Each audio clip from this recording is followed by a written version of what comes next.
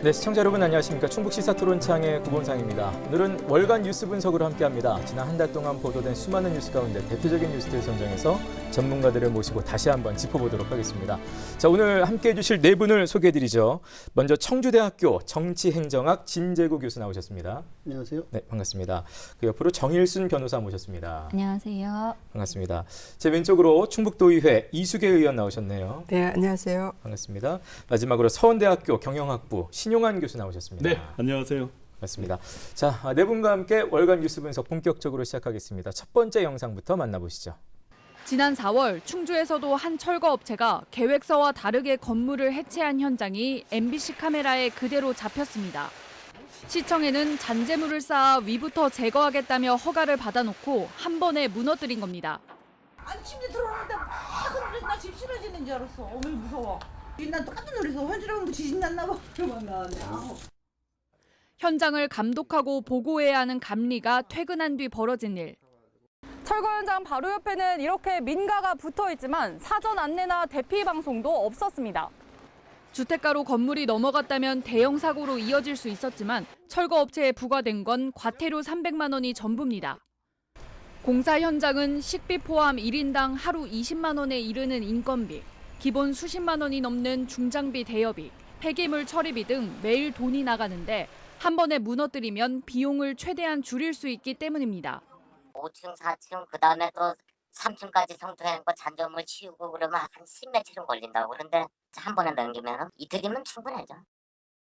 감리를 지정하는 데에서 나아가 상주 감리를 배치하는 등 현행법을 보완한 개정안은 국토교통위 법안 심사 소위를 통과한 상태.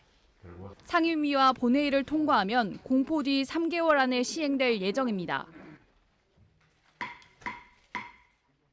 네, 자, 건물을 이렇게 해체할 때, 철거할 때 사고가 난다. 이거 분명히 문제가 있어 보입니다. 영상 네 분 어떻게 보셨습니까? 신 교수님부터. 예.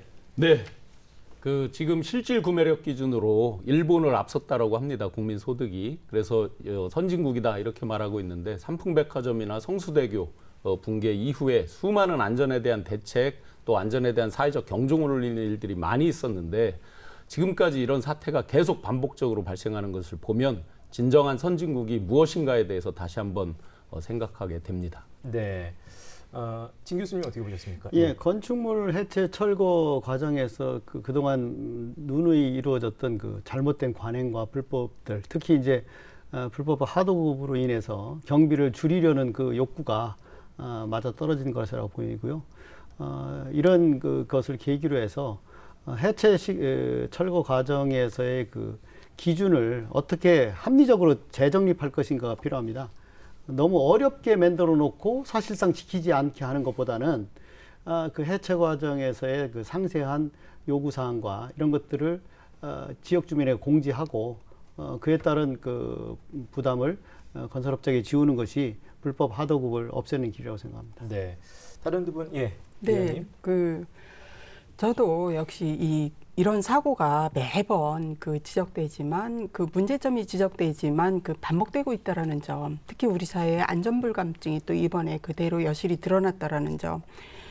그리고 이제 하청 재하청, 좀 전에 교수님께서 말씀하신 것처럼 재하청의 관계에서 정말 최종으로 하청을 받으시는 분들이 이익을 남기기 위해서는 어쩔 수 없는 또 법을 위반하는 이런 사례들을 봤을 때 네. 법의 실효성 확보가 상당히 시급하다. 그리고 법의 이행 의지가 더더욱 시급하다. 이런 생각을 했습니다. 네. 정 변호사님 어떻게 보셨습니까? 예, 모두 책임을 전가하는 와중에 이렇게 큰 사고가 날 수밖에 없었던 상황 아닌가라는 생각에 안타까움이 있습니다. 행정기관도 이런 철거 작업 시에 현장 점검 의무가 있지만 감리자가 지정되었으니까라는 마음에 현장을 한 번도 안 가보셨고 이 실질적인 감독을 하셔야 될 감리자 역시 평소에 감리일지도 작성하지 않았고 본건 사고 당일에도 현장에서 없었다고 합니다. 더군다나 시공사 역시도 하도급 계약을 체결했으니까 라는 마음에 하도급 계약이 잘 이걸 수행하는지도 보셔야 되는데 하도급 업체가 이런 불법적인 재하도급 계약을 체결하는지조차 인지하지 못했다라고 하시는 상황에서 이게 제대로 개선되지 않으면 이러한 사고는 또 일어날 수밖에 없다라는 생각이 듭니다. 네, 지금 이제 아까 이 의원님도 반복된다는 표현을 쓰셨는데 안전규정안 관련법이 분명히 있음에도 불구하고 계속해서 이렇게 유사한 사고들이 반복적으로 발생되는 이유는 어디 있다고 보시나요? 예. 아까 조금 전에 얘기했듯이 현행 건축물 해체 및 철거는 건축물의 해체 계획서의 작성 및 감리 업무 등에 관한 기준에 따라서 절차적으로 해체 계획서가 이루어지고요. 그것에 따라서 해체가 이루어지게 돼 있는데 그거에 따라 공사비가 책정됐음에도 불구하고 하도급을 거치는 과정에서 절대로 그 재하도급 업체는 그 공사비를 가지고는 해체를 할 수 없는 상황이 발생하는 거죠. 네. 그러니까 실제로 원래 해체 계획서에서는 10억 정도의 해체 비용이 들어가 있는 걸로 돼 있는데 이 하도급을 가정하면서 이 3억, 5억으로 떨어지면 절대로 그 기준을 준수해 가지고는 해체를 감당할 수 없으니까 불법이 횡행하는 거죠. 예. 그러니까 말하자면 하도급을 용인한다고 하면 그 기준의 완화라든가 이런 것들을 좀 더 현실적으로 생각해야 되고 그것이 인명피해를 가져오지 않는 범위 내에서 현실적으로 가능한 해체 방법을 지킬 수 있도록 좀 현실화하는 방법도 모색해야 된다고 생각합니다. 네, 아까부터 이제 관련법의 현실화를 좀 말씀을 하고 계신데요. 예, 예, 전 단언적으로 말씀드리면 결국에 비용, 돈의 문제다. 예. 법을 지키는 데 들어가는 비용보다 법을 지키지 않고 사고가 안 나면 그만이고 이게 적발되더라도 방금 뉴스에서도 보셨지만 과태료 몇백만 원만 내면 되기 때문에 법을 지키지 않았을 때 법을 지키지 않았을 때 경제적 이익이 크다는 그런 논리가 성립하기 때문에 여전히 이런 사고가 반복되고 있다고 봅니다. 네. 최근에 저희 네, 가족들이 저 주택을 하나 철거해서 멸실하는 일이 있었습니다. 1,700만 원 정도 들어가는 공사인데 역시나 저는 그 누구에게 소개를 받아서 꽤 유명한 업체 사장님 인사를 했는데 계약할 때는 다른 회사였습니다. 즉 네네. 그렇게 상대적으로 작은 공사도 다 하도가 이루어진다는 거죠. 대체로 그러면 처음 예정했던 것보다 한 90%나 그 밑으로 이분들이 이제 받을 텐데 정해진 처음에 낸 계획서대로 2달치 이렇게 달력에 촘촘하게 일자별로 계획이 다 적혀 있었습니다. 결과는 지금 이 사고처럼 더 예상보다 빨리 끝났습니다. 날짜를 다 지키면 일단 민원이 많습니다. 민원을 해결하다 보면 추가 비용이 들어갑니다. 근데 이 사고에서 드러났듯이 한 번에 했을 때는 나중에 입증할 길이 없어요. 어떻게 공사를 했는지. 그러면 처음에 한 계획서에서 그걸 바꿨을 때 행정관청에 신고하지 않는다는 게 지금까지 법에 그렇게 돼 있지 않다는 굉장히 후진적인 걸 저도 보고 깜짝 놀랐습니다. 현실적으로 돈의 문제, 이 부분에 대해서 많은 편법과 불법이 이루어지고 있기 때문에 빨리 네. 그 입법을 개정해야 될 것 같습니다. 그렇군요. 그래서 저도 이제 네. 이 재하도급의 문제가 계속 지적되고 있음에도 불구하고 우리 사회에서 관행처럼 그리고 용인되어 왔다라는 것. 그래서 이거는 차제에 반드시 빨리 그 개선을 해야 된다라는 걸 말씀드리고 싶고요. 그리고 이번에 그 광주의 참사에서 보면은 거기에 감리자가 거기에 없었잖아요. 그래서 감리 제도에 문제가 있다. 이제 물론 이제 그 허가 감리 제도라든가 이런 것들이 있기는 하지만 또 보니까 그 지자체에서 관리 감독을 하도록 되어 있지만 지자체에서 그 위탁을 한 기관에서 그것을 또 관리 감독 하도록 되어 있더라고요. 그래서 그 부분에 대해서 우리가 정확하게 관리 감독하고 그것을 개선을 요구하고 할 수 있는 이런 체계는 아직까지 미흡하다라는 걸 말씀드리고 싶고요. 그리고 이 사안에서 보면은 이 사안뿐만이 아니라 대부분의 24%가 건설 이런 그 현장의 24%가 재하도급이라고 합니다. 예. 그래서 이 부분이 우리가 계속 비용 문제를 아까 말씀을 하셨는데 저도 개인적으로 그런 경험을 한 적이 있었는데 4,200만 원의 리모델링비가 이제 그 견적이 나와서 그만큼만 예산을 확보를 했는데 2천만 원 이상 이게 입찰해야 된다고 예. 해서 입찰하고 나니까 나중에 실제로 비용은 2,800만 원밖에 못 사용하는 이런 네네. 문제가 있더라고요. 그래서 이 부분은 개선해야 된다 그렇게 생각을 합니다. 네 분 다 현장에서 하도급 문제, 또 감리, 감독의 문제, 현실적인 문제들을 짚어주셨는데 사실 지금 이제 개정안이 진행이 되고는 있습니다. 관련 소위까지는 통과가 됐고 상임위 아직 본회의가 남았습니다만 개정안이 통과가 된다면 상황이 좀 나아질까요? 지금 말씀하신 그런 현실적인 부분들, 감리, 감독에 대한 부분들이 이번 개정안에 좀 담겨 있다고 보십니까? 어떻습니까? 그 건축물 예, 관리법에 따른 그 감리제도가 문제가 있다고 하는 것은 지금 이제 상주 감리가 아니고 비상주 감리를 하고 있다는 겁니다. 네네. 그러니까 상주 감리를 하면 지켜질 것이라고 보는데 그게 또 그 현실을 모르는 것이 뭐냐면 이 감리자가 대부분 이제 건축사들이 감리를 하는데 건축사들은 건축사가 되기 위해서 그동안 공부했던 내용이라든가 또는 실제 현장에서 볼 때 설계 시공 과정에 참여를 했지 해체 과정에 참여한 적이 별로 없어요. 그렇기 때문에 이 해체가 정상적으로 이루어졌는지에 대한 기술적 식견이 상당히 많이 떨어질 뿐 아니라 현장 기술자보다 좀 떨어진다고 그러죠. 그 다음에 이제 아무리 상주감리라고 하더라도 그 사람이 밤새 지킬 수는 없으니까 예. 예를 들어서 퇴근 이후에 업체가 불법으로 해체해 버린 다음에 원상복구가 할 수 없으니까 그거를 나중에 감리할 방법이 없는 거예요. 그래서 이 상주감리 제도가 물론 도입될 수는 있겠지만 그것이 만능이 아닌 것이 말하자면 이 감리자의 식견 자체가 해체 철거의 전문가가 아니라는 측면이 있고 그다음에 이제 건축 시공과는 달리 차후에 이게 감리를 할 수 있는 방법이 없는 거예요. 해체하고 나면 끝이거든요. 그런 것들을 이제 업자가 노리기 때문에 네. 상주감리제에 더해서 실제 능력 있는 이 해체 기술과 관련된 사람이 감리자로 선정될 수 있어야 된다. 이런 보완책이 필요하다고 봅니다. 지금 현재 개정안도 일단 현장 현실과는 좀 동떨어진 면이 예, 건축사 있다라는, 위주로 예. 직역 이익이 좀 있겠지만 건축사 위주로 감리를 하다 보니까 네네. 그런 문제가 있다는 거죠. 다른 분들은 어떻게 신 교수님? 네, 자료화면에서도 보시다시피 이제 솜방망이 처벌을 얘기했습니다. 벌금이나 과태료.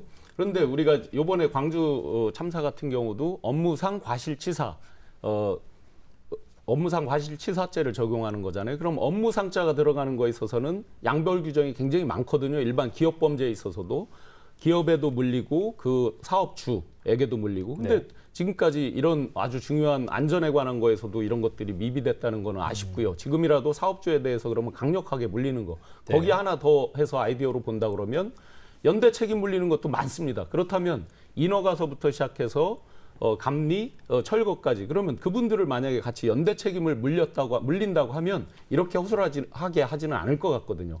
그래서 그런 사회적인 연대 책임, 이 일과 관련돼서 처음부터 끝까지 벌어진 사람들에 대한 연대 책임 이런 것까지도 같이 안전에 대한 거기 때문에 예를 들어 몇 인 이상 인사사고가 났을 때는 연대 책임진다.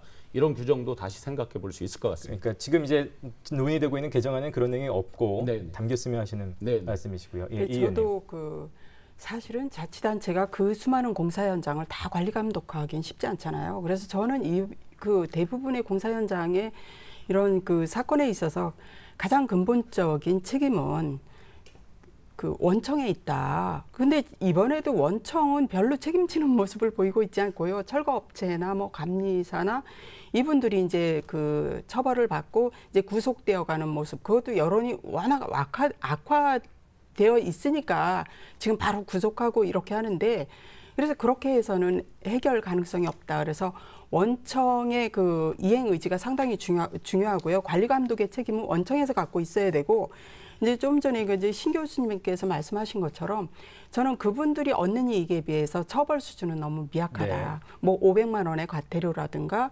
아니면 압사로 사망 사고가 났음에도 불구하고 집행유예. 그러면 이분들은 그냥 한번 처벌받고 말지 이런 식의 우리 사회의 문화 속에서는 그 처벌 관행 속에서는 이런 사건은 계속 재발할 수밖에 없다 이렇게 생각을 합니다. 네. 지금까지는요, 이 대부분의 산업 현장에서 재해에 대한 처벌을 산업안전보건법에 기초해서 처벌을 했었는데 이것이 이제 약하다고 해서 이제 2022년부터 중대재해 처벌 등에 관한 법률이 이제 제정 시행되는데 예. 문제는 아까 조금 말씀하셨더니 처벌을 강화하는 것이 능사가 아닌 이유가 하청업체가 처벌을 받는데 국한된다고 하면 원청업체는 그것을 빠져나가기 위해서도 재하도급을 많이 줄 것이기 때문에 이 원청업체와 하청업체 간의 이 균형된 그 처벌들이 이루어져야 되고 그 처벌에 따른 이 역할 이런 것들이 명세하게 명료하게 좀 규정이 될 필요가 있습니다. 예. 제가 덧붙여서 좀 말씀드리면 지금 말씀하신 산업안전보건법은 작년부터 시행되고 있는데 이 법에 의하더라도 근로자가 사망한 경우에는 도급인을 포함한 사업주에게 심지어 징역 7년 이하의 징역까지 선고하도록 되어 있었음에도 불구하고 여전히 솜방망이 처벌이다라는 비난을 면치 못하도록 계속 좀 중해봤자 집행유예 아니면 최대 거의 벌금 1,000만 원 수준의 처벌에 그치고 있습니다. 그리고 지금 내년으로 시행이 예정된 중대재해처벌법의 경우에도 지금 그 법이 시행되더라도 본건과처럼 공사 현장에서 어떤 인명사고가 난 경우에는 중대재해는 포함되지 않습니다. 그래서 이런 중대재해 개념에 이런 공사 현장 이런 것을 포함하는 지금 개정안 논의가 있습니다. 네, 말씀들을 들으니까 뭐 인식의 좀 전환도 필요해 보이고 개정의 개정안도 정말 필요해 보이는 그런 상황인데 혹시 이 밖에 뭐 다른 어떤 대책이 좀 필요하다고 보시는 의견들이 있으실까요? 사실은 이제 그 대부분 이제 건축 현장이라든가 이런 그 토목공사 현장을 보면 아주 간략하게 이런 공사를 언제부터 언제까지 합니다라고 거기다 벽면에 써놨어요. 이것을 사실은 주민들한테 좀 더 그 상세하게 고지할 필요가 있다는 거죠. 그리고 말하자면 이 공사가 해체 시공, 그다음에 해체 철거, 그다음에 건축 시공, 그다음에 조경 관리 뭐 여러 가지 그 단계가 있을 텐데 그런 단계별로 언제 이루어지고 이런 그 내용은 누가 하고 이런 것들을 아주 일목요연하게 주민들에게 공지할 수 있도록 의무화할 필요가 있습니다. 그러면 이 문제에 대해서 주민들의 그 동네 주민들의 감시가 이루어질 수 있고 또 경우에 따라서는 실제 그 과정에서 민원이 발생할 소지도 있기 때문에 아예 처음부터 지역 주민의 그 참여를 보장한다든가 이런 절차가 이 건축업자들이라든가 또 건설업자들의 그 도덕적 해이를 방지할 수 있는 예방책이 아닌가 싶습니다. 네. 관련 댓글 있으면 좀 들어볼까요? 네, 그 상당 부분이 그 이번 사태에서도 마찬가지지만 하도급에 대한 그 관행을 지적하는 그 댓글이 많았습니다. 강원 펀치님께서 당장 컴퓨터 하나를 살 때도 싼 거 어딨나 여기저기 찾아보고 사는 게 사람들인데 공사 현장이라고 다를까? 이렇게 이제 하도급에 대한 나쁜 악습에 대해서 지적하는 댓글이 많았습니다. 네.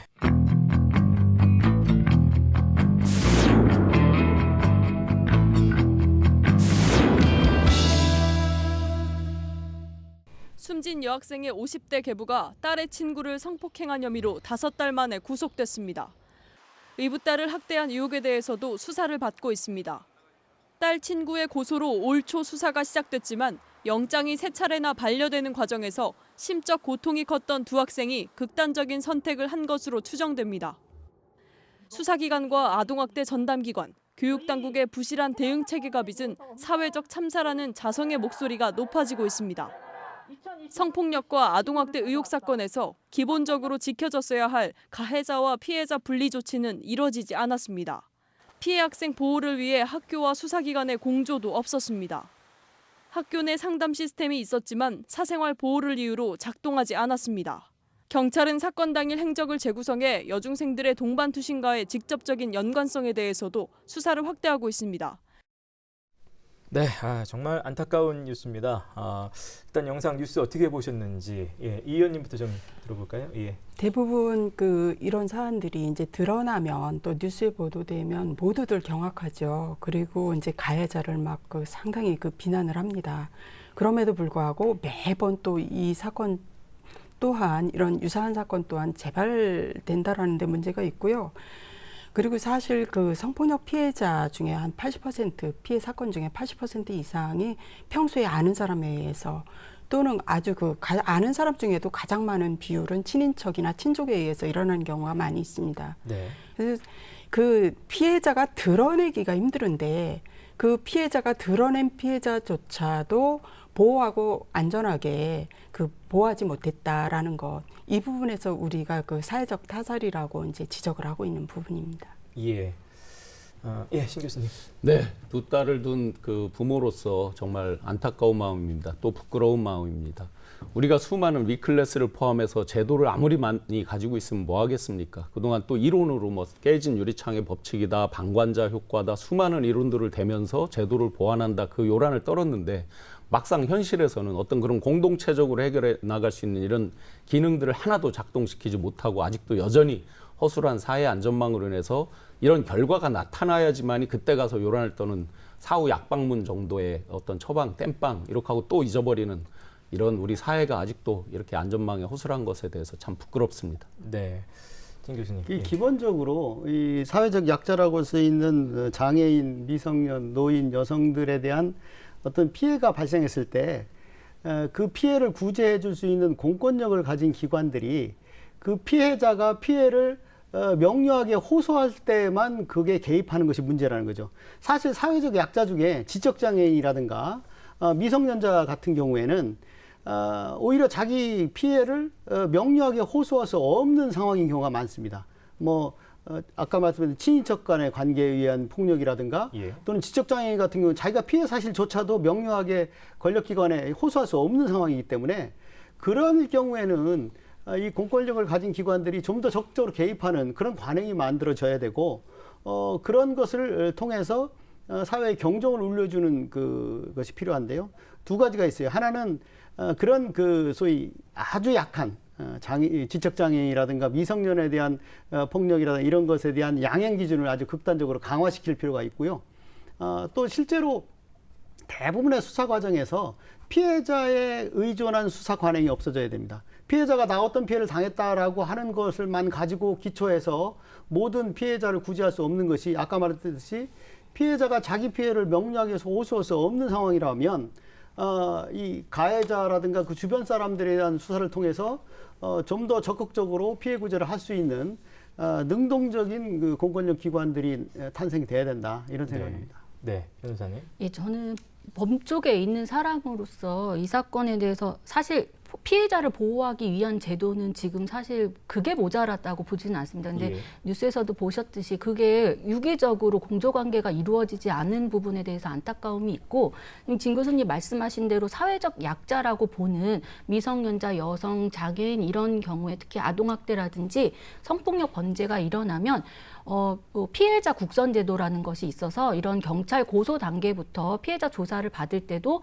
저도 입회를 한 적이 있고 이렇게 신뢰 관계자라고 해서 해바라기 센터라는 별도의 기관에서 좀 상담하듯이 이렇게 조사가 이루어지고 또 이런 어떤 아까 피해자 진술이 다소 정말 미성년자이기 때문에 좀 일관되지 않을 경우에도 이런 부분 진술 분석가의 분석 내용이라든지 이런 걸 통해서 어느 정도 혐의가 의심이라도 되면 경찰이 직권으로 분리 조치를 할 수 있고 이 네. 분리 조치에는 단순히 가해자를 구속시키는 것뿐만 아니라 가해자가 친인척일 경우에는 가해자를 그 주거에서 퇴거하게 하는 방법, 접근을 금지하게 하는 방법, 어떤 매체를 통해서 연락을 금지하는 그런 임시 조치를 직권으로도 할 수 있고 피해자가 원할 때는 법원에 청구할 수도 있습니다. 근데 이러한 일련의 조치들이 이루어지지 않은 거에 대한 분명한 문제의식과 안타까움은 있습니다. 예. 지금 변호사님 말씀하셨습니다만 제도는 분명히 있는데 그걸 시행하는 의지라든지 유기적인 공조가 좀 부족하다. 그래서 이런 유사한 사고들이 굉장히 많이 발생하지 않습니까? 이런 네. 제도가 있음에도. 사실은 이 사안에서 예. 우리가 지금 언론도 그렇고 그 도민들이 모두가 그 한 마음으로 안타까워하는 것이 뭐냐면 이 조사 과정에서 검찰에서 몇 번씩 그 구속영장이 반려되는 동안 이 아이들은 누구에게도 의지할 사람이 없었다라는 거죠. 그럼 결국은 이 아이들을 전문적으로 상담하고 그 아이들에게 용기를 주고 이 아이들이 그 정말 자존감을 찾을 수 있고 이렇게 해주는 역할들은 각 상담소들이 해야 되는데 예. 이 아이들은 상담소 근처에 가보지도 않았다라는 거예요. 그리고 그 1366은 또 365일 24시간 그 위기전화 상담을 피해 여성들 상담하고 그분들을 연계하고 긴급보호까지 하고요. 아동보호 전문기관은 아동학대 피해자에 대한 사례 관리를 하는 기관이고 이 각 기관마다 영역이 다 있는데 이 아이들을 그 상담하고 정말 법원에도 동행하고 경찰에도 동행하고 할 수 있는 그런 상담소에 이 아이들이 가지를 못했다라는 거죠. 중요한 건 뭐냐면 교육청이고 지자체고 경찰이고 네. 피해자가 분리를 원하지 않았다라고 말씀을 하시는데 그럼 피해 아동들이 금방 갑자기 나 분리해 주세요라고 얘기할 사람이 어디가 있습니까? 상담 과정에서 예. 그 아이들과 긴밀하게 그 논의 과정에서 이 아이들을 보호 조치를 할 수가 있는데 그 관련 기관에 전혀 연계를 안 했다라는 것. 그리고 교육청에서는 마음건강증진센터에서 이미 사망 이후에 사후 처리를 하고 있는데요. 마음건강증진센터는 아이들에 대한 심리적, 정신적 치유를 하는 기관이죠.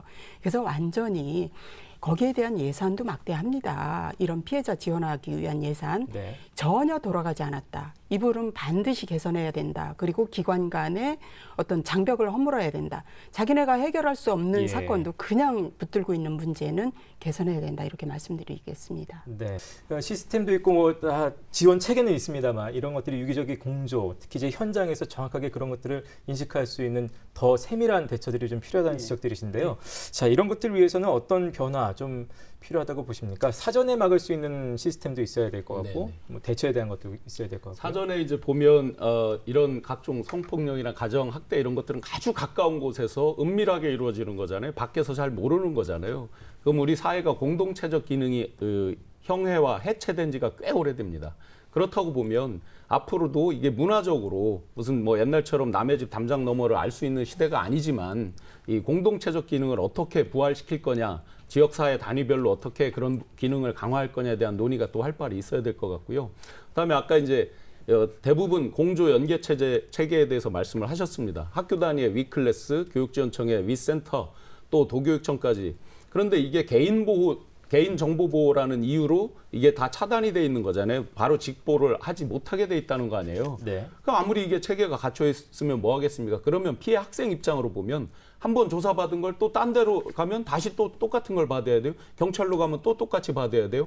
떠올리기 싫은 기억부터 또 분리까지 안 돼 있어요. 그럼 집에 가면 또 내가 오늘 얘기한 것도 잘못되면 또 마주쳐야 되는데 청원구에 청소년 아동 학대, 가정 폭력 이렇게 보호하는 기관이 있습니다. 아이들이 여기서 잘 교육받고 상담받고 돌아가면 거의 또 다시 온다는 거예요. 그러면 정작 그 교육받고 상담받을 주체가 누구냐? 과연 그 청소년이냐? 그 부모들이죠. 네. 계속 반복적으로 일어나는. 그럼 이런 사태에서도 마찬가지로 빨리 격리하고 분리해서 그 가해자에 대한 어떤 조치가 필요했었는데 굉장히 아쉬운 부분이죠. 네.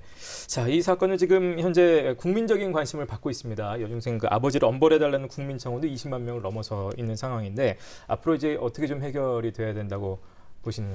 저는 예. 이제 그 옛날부터 학교 폭력, 가정 폭력 또는 뭐 병영에서의 폭력 이런 사태에 대해서 전통적으로 이게 지휘 책임을 묻는 거 있지 않습니까? 그것이 쉬쉬하는 근거가 된다고 생각해요. 학교 폭력이라고 하더라도 그것은 형사상의 문제이니까 경찰이 개입해서 수사하고 병영 폭력이라도 군 검찰이 개입해서 수사하고 다만 그것들이 자꾸 묻혀지지 않도록 공개할 수 있는 그런 문화를 만들어야 되기 때문에 네. 단순히 무조건 그 학교 또는 그 병영에서 일어났다는 이유만으로 지휘관이 책임을 물어야 되는 그런 막연한 그 연대 제도가 오히려 이게 뭐 폭력 사태를 감싸거나 무마하려는 그런 관행을 만들었다 생각합니다.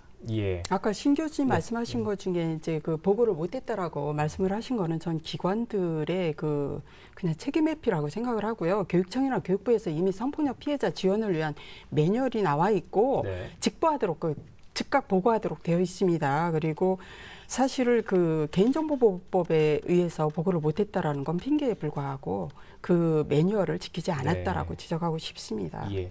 정민 변호사님. 예. 늦은 감이 있지만 최근에 그 계부에 대해서 구속 기소 재판에 회부가 됐고 또 그 과정에서 밝혀진 것은 그 계부의 부인 이제 학대 아동의 친모 역시 학대의 정황이 밝혀져서 함께 기소가 되었다고 합니다. 늦었지만 재판에 회부된 만큼 판사님들의 판사로서의 직업적 양심을 믿고 좋은 결과가 나오기를 기다려보면 될 것 같습니다. 네. 댓글 좀 살펴보겠습니다. 예, 신 교수님. 네, 먼저. 예. 여중생들을 추모하는 그 댓글과 그다음에 우리 사회 시스템에 대해서 한탄하는 댓글이 주로 많았습니다. 아주 한 문장으로 잘 표현한 댓글이 있습니다. 모라코코님께서 목숨을 놓았기에 이슈가 되는 세상 서글프다라는 댓글이 있습니다. 네. 댓글 혹시 또 있을까요? 예, 신 교수님. 체포영장 또 구속영장 반려로 피해자에게 억울함, 두려움을 안겨준 검사도 2차 가해자다 이렇게 얘기를 합니다.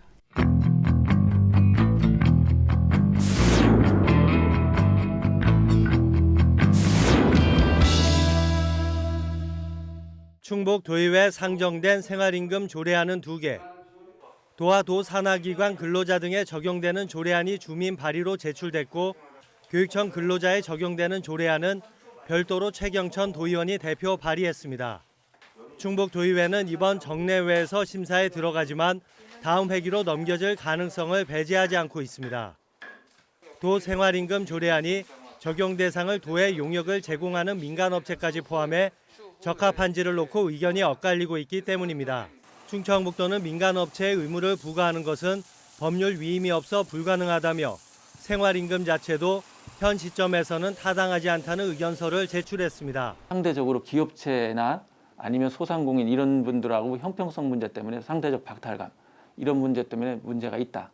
반면 조례안 통과를 요구하는 의원들은 민간업체에는 권고만 하고 구체적인 내용도 생활임금위원회 심의를 거치는 만큼 지나친 기우라고 지적하고 있습니다.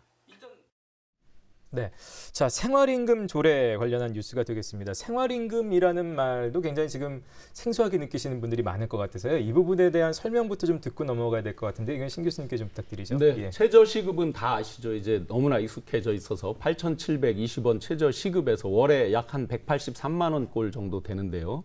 이런 최저임금에다가 근로자, 그 가운데서 특히 비정규직 근로자들의 그 생활 안정, 소득 양극화 해소 이런 것들을 감안해서 물가 상승률까지 고려해서 약 최저임금보다 10에서 20% 정도 더 지급하면서 생활 안정 그리고 교육 문화비 이런 것들까지 종합적으로 고려하는 게 이제 생활임금인데요. 94년도에 미국 볼티모어에서 시작돼서 우리나라 지금 17개 지자체 가운데 14개 지자체, 광역 지자체가 하고 있고 도시까지, 시 단위까지 보면 100여 개 지자체가 지금 하고 있습니다. 그런데 요거에 따라서 이제 많은 장점도 논의가 되고 있지 또 우려의 목소리도 많습니다. 능력에 따른 차등을 간과하는 거 아니냐. 또 지금 코로나로 많은 소상공인 등등도 고생하고 있는데 꼭 어떤 근로자만 그렇게 배려하는 거냐. 생산성 저하로 이어질 수도 있다. 일자리가 오히려 줄어드는 거 아니냐 등등의 우려도 병존하고 있습니다. 네. 그 생활임금과 그 최저임금의 차이는 이제 아까 그 수준의 차이도 있지만 법적으로 강제성 여부라든가 적용 대상에서 차이가 있어요. 예. 최저임금의 경우에는 이제 전 국민을 대상으로 하는 것이고 법적 강제성이 있기 때문에 이것은 고용주가 반드시 지켜야 되고 이것을 어기는 그 근로계약은 무효이죠. 다만 이제 생활임금의 경우에는 지방자치단체들이 아까 미국에서 말씀하셨듯이 도시 지역이 물가가 비싸다 보니까 최저임금 가지고는 도저히 그 감당할 수 없는 그 지역에서 주지사들이라든가 각 시장들이 자기 지역의 특성을 반영해서 이 조금 더 그 융통성 있게 올려준 것이 생활임금이고요. 우리나라에서 생활임금 적용할 때에는 대개 공공부문, 네. 즉 정부와 지방자치단체 또는 그 소속 기관에 근무하는 비정규직 근로자까지 포함해서 이런 그 공공 부분에서 적용되는 것이지 민간 부분에서 적용을 강제하지는 않습니다. 예. 그러니까 서울시의 생활임금도 그렇고 다른 자치단체들의 경우에 대부분 그 자치단체에서 직가점적으로 일을 하는 근로자에게 적용하는 것이고 그 생활임금을 적용함으로써 민간 부분도 이것을 좀 모범적인 고용주의 역할을 따라서 했으면 좋겠다라는 차원에서 이루어진 겁니다. 예. 그래서 차이가 좀 있죠. 아까 강제성 부분에서도 그렇다면 뭐 이거는 생활임금은 예, 그 조례를 만들었을 때도 적용 대상을 자기 자치단체의 소속기관으로 한정한 거죠. 민간 부분까지 적용을 강제할 수가 없는 상황이죠. 예. 왜냐하면 민간 부분에 적용하려면 최저임금법처럼 예. 법으로 규제를 해야 되는 것이고 그보다 밑에 있는 조례로서 규제하기에는 네. 좀 한계가 있다는 것이죠. 예. 자, 근데 지금 저희 충북도의회에 지금 상정된 생활임금 조례안이 2개라고 들었습니다. 네네. 이게 어떤 내용입니까? 충청북도 교육청 생활임금 조례가 있고요. 충청북도 생활임금 조례가 있습니다. 예. 충청북도 교육청 생활임금 조례는 390일에 정례에서 이미 이제 그 의결이 되었고요. 그래서 통과가 되어서 뭐 공포를 통해서 이제 시행을 할 예정이고요. 예. 지금 이제 문제가 되고 있는 것은 이견과 이런 어떤 그 논란이 되고 있는 것은 충청북도 생활임금 조례입니다. 예. 좀 전에 이제 그 교수님께서 말씀하신 것처럼 적용의 대상 대상을 어디까지 할 것이냐에 대한 논란이 있고요. 두 번째는 그 위원회 설치에 관한 문제. 이것을 그 생활임금 조례에서는 위원회에서 그 생활임금을 결정하도록 되어 있거든요. 그래서 이 부분에 대해서 첨예하게 대립을 하고 있는데 충청북도에서 주장하는 것은 이제 법령 위배의 소지가 있다라는 것. 그리고 지금 그 충청북도에 이번에 발의된 조례는 주민 발의로 청구가 된 내용입니다. 네. 그래서 이 청구 단체에서는 무엇을 주장하고 있느냐면 이 적용의 범위를 충청북도에 공사나 용역 제공하는 업체 및 기관 소속의 노동자 그리고 거기에 대한 하수급인이 고용한 노동자까지 포함하도록 이렇게 되어 있습니다. 이제 민간 부분 그렇죠. 예, 민간 업체까지 이제 포함을 하도록 이렇게 이제 그 되어 있어서 이 부분에 대해서 워낙 첨예하다 보니까 지금 도의회에서는 390일에 이게 발의가 되었지만 좀 더 신중한 논의가 필요하다 해서 집행부의 의견을 듣고 그 청구단체의 의견을 듣고 그리고 이제 상임위원회는 물론 전체 의총을 통해서 의원들의 의견을 다 그 수렴을 하고 해서 392회 정례에서 저희가 이것을 이 생활임금 조례를 추진할 거로 저희가 의결을 할 것으로 그렇게 보고 있습니다. 아까 진 교수님 말씀하신 민간 부분은 빠진다는 부분에서 이제 우리 도에 올라와 있는 부분에서 이제 그 부분이 좀 다 포함이 돼 있어서 다른 광역자치나 기초자치단체에서 생활임금을 할 때는 대부분 그 소속기관 근로자들을 대상으로 했고 출연기관의 직고용 노동자들까지만 적용 대상을 했기 때문에 이렇게 하도급 업체라든가 납품업체들 민간까지 적용한 사례가 없어요. 이게 충청북도에서 최초인데 논란의 소지가 당연히 많겠죠. 다른 그러면 서울시나 부산시나 다른 광역자치단체에서 그런 의지가 없었겠느냐. 그럼에도 불구하고 그 자체가 무리라는 것을 안 거죠. 그래서 자치단체가 모범적인 고용주로서 우리 소속기관 근로자들, 특히 이제 공무원이라든가 이 공공기관 종사자들은 정상적인 월급을 받지만 공무직 근로자라든가 또는 그 비정규직 근로자의 경우에 열악한 생활이 있기 때문에 최저임금 가지고는 좀 안 되니까 조금 더 올려준 생활임금이라는 것을 적용해서 우리가 지방자치단체가 모범적인 고용주라는 것을 민간에 보여주고 민간도 그런 것을 좀 본받아라 라는 차원에서 이루어졌던 것인데 지금 이 조례안의 경우에는 민간업체까지 적용하라라고 하니까 충청북도가 난색을 표명하는 것이죠.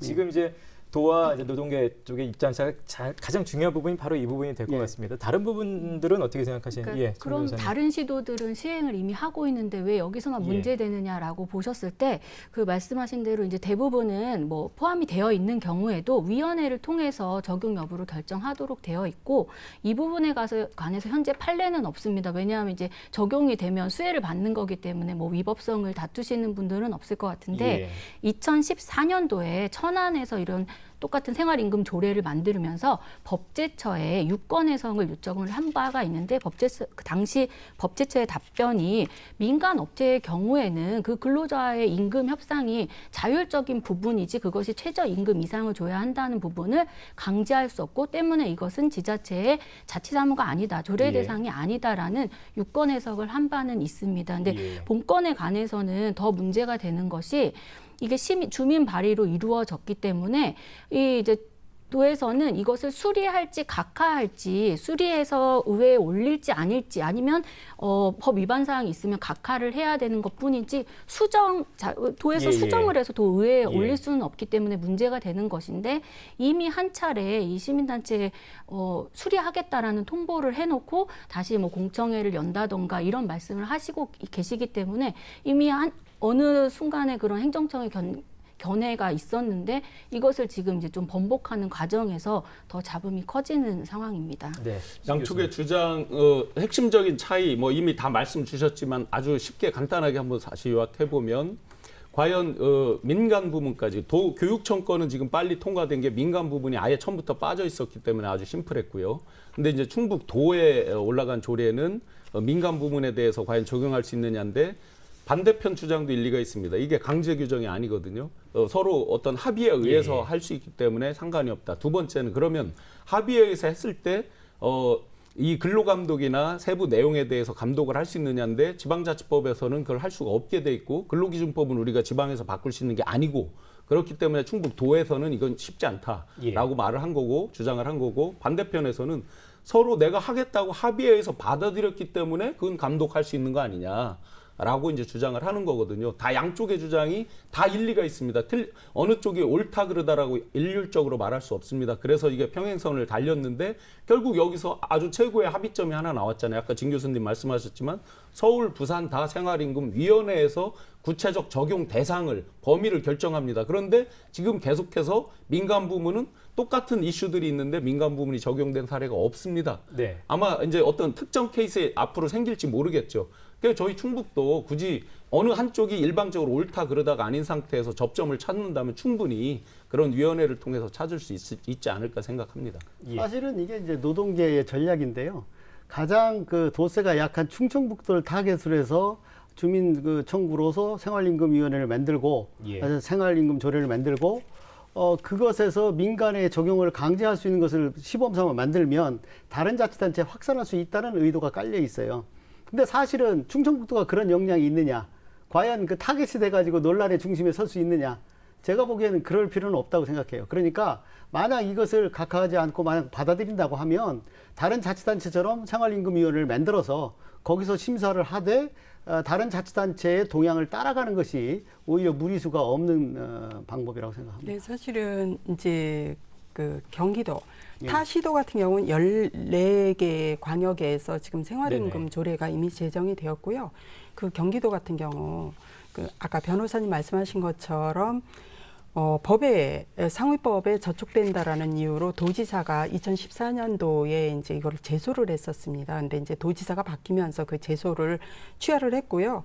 2017년도에 간접 고용하는 그 민간 위탁 사업 근로자까지 확대를 했고 경기도는 21년도에 이제 이걸 민간 확산을 위한 그 기업 이 참여하는 기업에 대한 가산점제를 운영을 하고 있습니다. 그래서 이것은 이제 경기도가 갖고 있는 특성, 그리고 이제 경기도는 사실 뭐 그 재정 자립도나 이 모든 부분에서 이제 충북보다는 워낙 부자 동네니까 이제 앞서가는 거, 정책에 있어서 앞서가는 건 당연한데요. 그 첨예한 그 대립 문제 그리고 의견의 차이 문제를 저희 의회가 어떻게 조율을 해서 가져갈 것인지에 대해서는 392회에서 의회에서 저희가 결정할 것 같습니다. 네. 의원님 나와 계시지만 좀 의문점이 드는 게 다른 타 시도의 경우 계속 얘기했지만 12개의 경우에는 의원 발의로 이루어졌고 나머지 2개 이제 집행부에서 발의했는데 사실 이런 노동 시민단체가 1만 5천 명의 지금 이제 동의를 받은 상황에서 지금 의회는 빠져 있고 도와 시민단체만 지금 싸우고 있지 않습니까? 이게 나서서 이걸 발의해 주시는 의원님이 왜 안 계신가에 대한 좀 도민으로서의 의구심은 있습니다. 저희 의원 발의가 있었습니다. 근데 계속 이제 집행부하고 협의 중이었었고요. 그리고 이제 그 청구단체에서는 상당히 이 부분에 대해서는 좀 이제 조급하기도 하고 타시도는 하고 있는데 왜 우리는 안 하는지에 대한 이런 어떤 그 주장 그리고 이제 그분들의 그런 어떤 그 결단 뭐 이렇게 그분들의 의지 이것들이 결합이 돼서 이번에 주민 발의를 다시 하신 거죠.